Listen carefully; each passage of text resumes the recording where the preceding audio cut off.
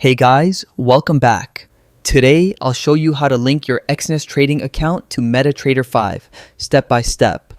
First, make sure you've installed the MetaTrader 5 app on your mobile device. Once it's installed, we're ready to start connecting our account. Open your Exness account. At the bottom, tap on Markets, then click the 3-bar icon at the top right next to your account. Go to Settings and copy the server ID you'll need to link your account. Now, open MetaTrader 5, click on Add Trading Account, go to Find a Broker and paste the server ID you copied from Exness. It should show Exness Technologies Limited. Click on it. Make sure to select the correct server.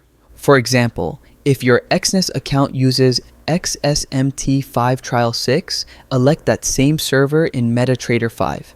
Next, provide your login ID and password. You can copy the login from Exness and paste it into MT5. Then enter your password and press login. You can choose to save the password if you like. And just like that, your Exness account is now linked to MetaTrader 5. You'll see your account details in MT5 and you're ready to start trading. If you found this video helpful, don't forget to hit like, subscribe, and check out our next video for more trading tutorials.